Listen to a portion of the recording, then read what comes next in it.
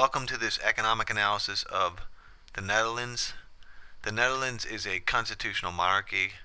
Simply put, the Netherlands operates pretty much like a democracy. They do have a king and a queen who have virtually no power for real, but are just figureheads.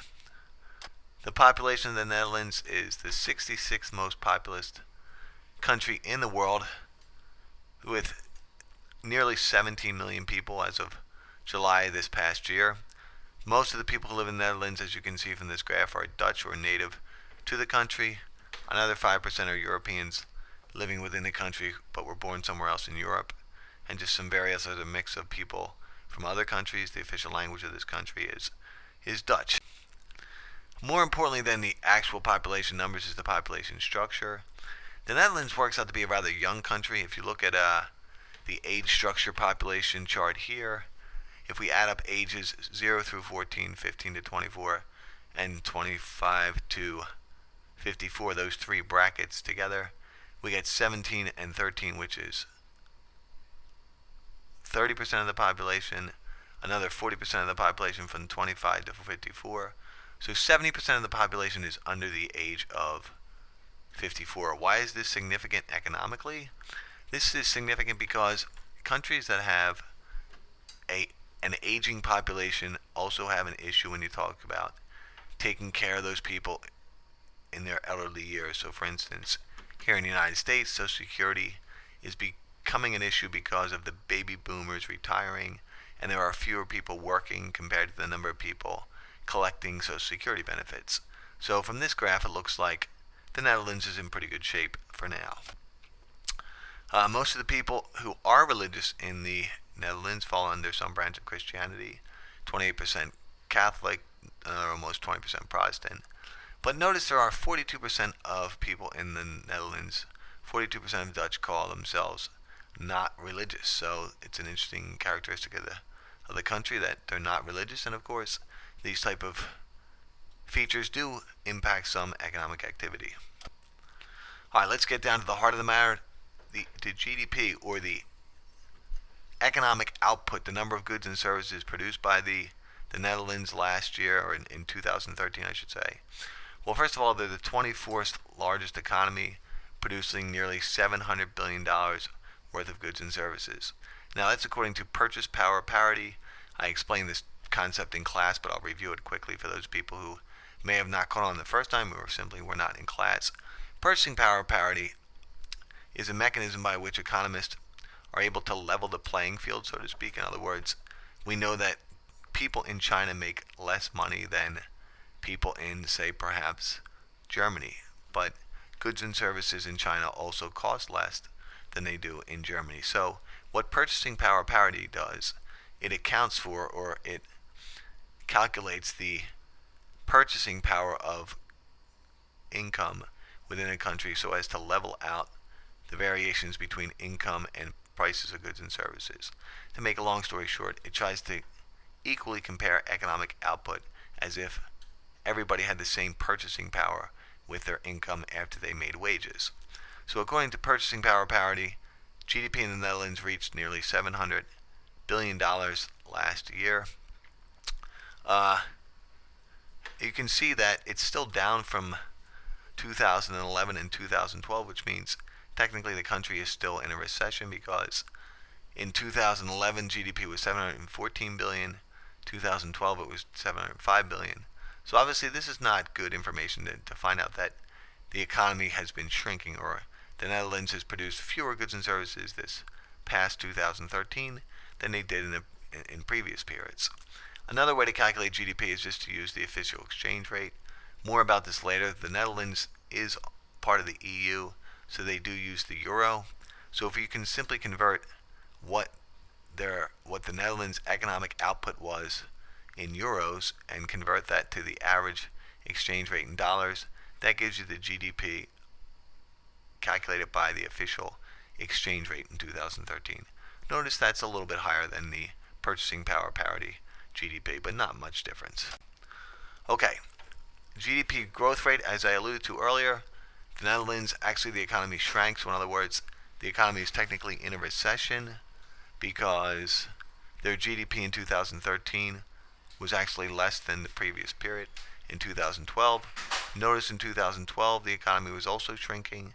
But the good news for the Netherlands is that the economic output has actually gotten a little bit better from the standpoint that as the economy was weaker in 2012 than it was in 2013 because it is not it's not quite as negative it was in the previous period.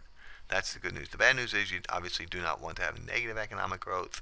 So positive economic growth would be better. So that 2013 economic growth rate of negative 0.8% is not a good number, but it's a little bit better than the 2012 number of negative 1.2%. And you can see that the Netherlands achieved some modest economic growth of almost a full percent in 2011. Now, this GDP per capita, it sounds fancy, but it's really a quite straightforward idea. If you simply take the economic output for a country, so in the case of the Netherlands in the previous slide, we said that their output was roughly $700 billion, and you divide it by their population, that gives you GDP per capita. In other words, how much does each person within the country share in the economic output? So that's a pretty strong number there, 43,000. Comparatively, the United States is somewhere around 47,000, and somewhere like China would be maybe somewhere like 9,000. So you say, okay, which country produces absolutely more goods and services, China or the Netherlands? Well, obviously, China produces far more goods and services than the Netherlands. However, if you say, what's the economic well-being within a country, GDP per capita is a better measure of that well-being because it tells you how much each person sort of shares in the economic activity within the country. So per capita GDP in the Netherlands were $43,300. And notice it's actually increased since 2010 and 2011. And you might ask yourself, well, how is it possible that per capita GDP has increased at the same time the overall economy has shrank? And that could be because the population has gotten a bit smaller. If we take a further investigation or look into the economy of the Netherlands, we're going to break it down into the composition of output. Now, this little symbol acronym up top here is vitally important. GDP equals C plus I plus G plus X. I know you guys are introductory economic students and you might ask, what the heck does that mean? So if we break down economic output, if we break down the production of a country into its four components, it makes it easier to sort of understand which parts of the economy constitute which part of the total output, so to speak. So C refers to consumption expenditures. Remember we said economics is about a social science investigating limited resources, unlimited economic wants, and the private sector of the economy includes households like you and I and businesses which produce goods and services. So C is households, consumer expenditures or consumption expenditures. So C includes durable goods, non-durable goods, and service spending.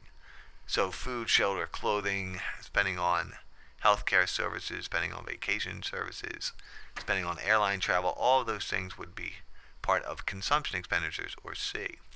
So you notice that consumption expenditures or household consumption represents just over 45% of the economy in the Netherlands. Now, I put this versus on the right there. You might ask, what does that mean, versus? That red number is versus the United States. So for the Netherlands, 45.3% of their economic output or their total production is consumption expenditures. Notice that the United States is a much bigger consumer economy. Nearly 70%, 68.6% of total spending in the United States on economic activity is on consumption expenditures.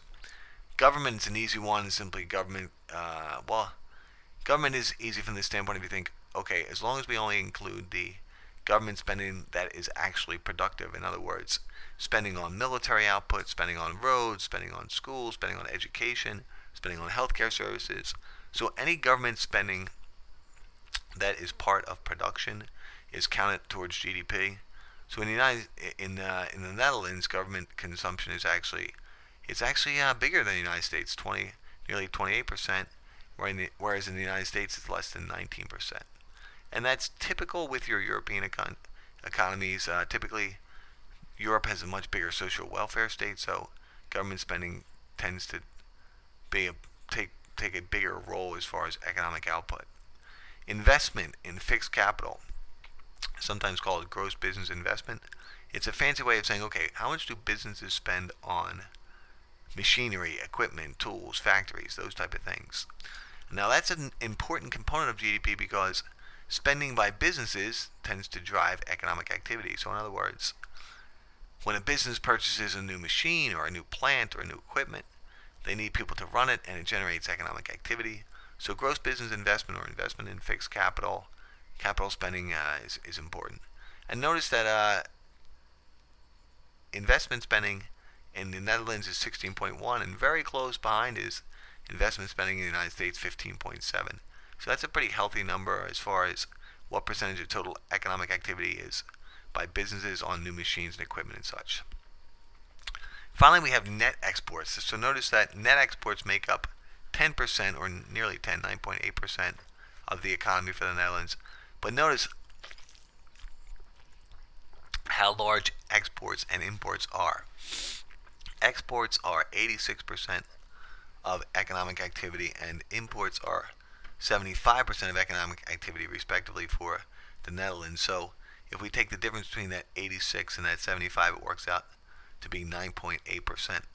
So the Netherlands is highly dependent on economic trade for their well-being. A lot of exports, a lot of imports, a lot of international trade, which constitutes a significant part of their total economic well-being.